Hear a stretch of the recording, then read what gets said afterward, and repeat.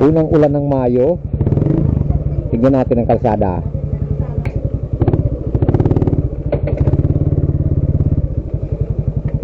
Nako, slide agad.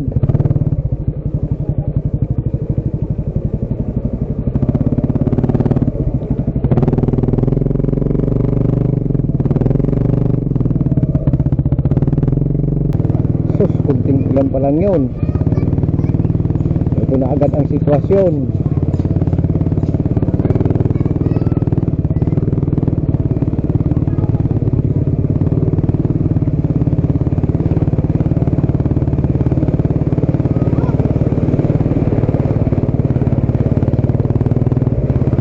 Ito, taas pa.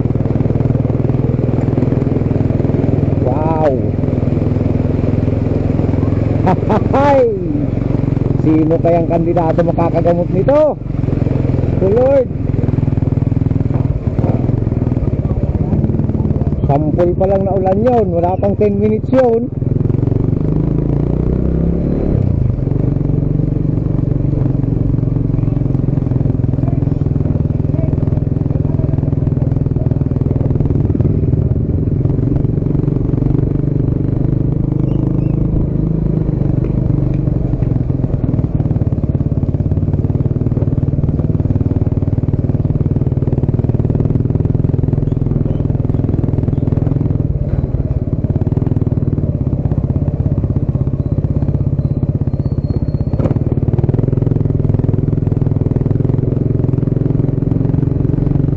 Kaya kung umulan 20 to 30 minutes.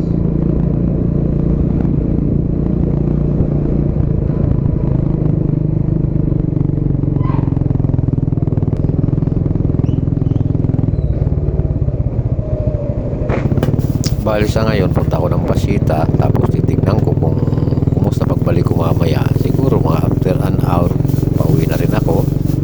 Makikita natin kung kumusta, kung nag-subside na ba o baha pa din. Tignan natin.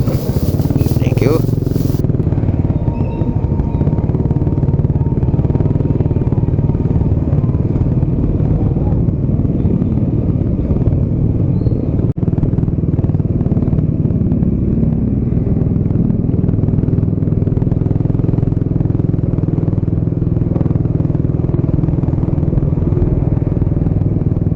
So, bali pauwi na ako ulit. Tignan natin. Siguro mga may isang oras lang naman akong nawala. Tignan ko kung nag-subside na o bumaba na yung tubig pabalik. Sana lang kasi ang baho, ang itim pa. Diyos ko po, ano ba yun? Abangan natin, tapusin nyo para makita nyo. Hanggang doon lang naman ang i-video ko para makita nyo. Kung sakasakaling pupunta kayo dito, magsama kayo ng mga kandidato.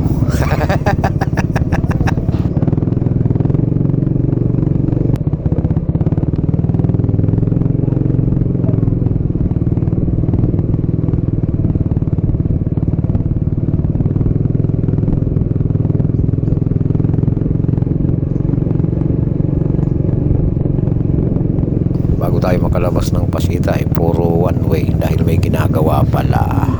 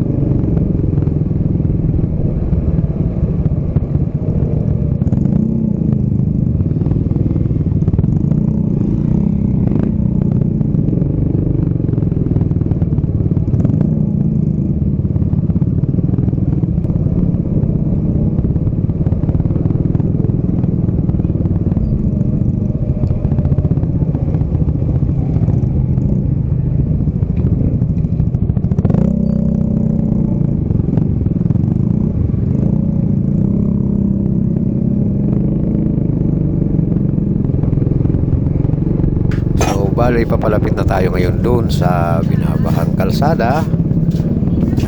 Kaso, ang problema dito, siguradong sigurado ako, pag ikaw ay nakamotor,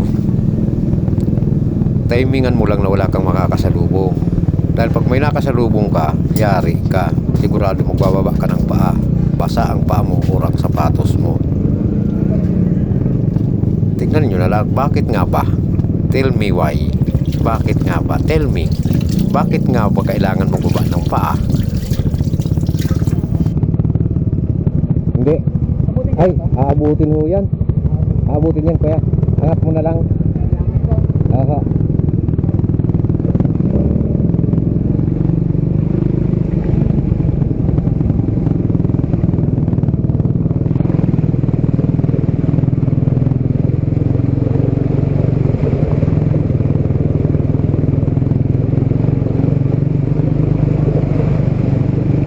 Oh, Mario Case.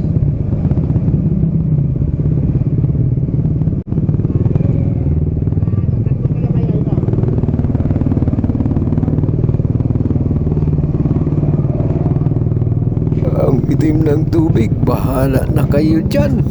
Husgahan nyo na. Ano, matubig na dyan? Naku, ganun din.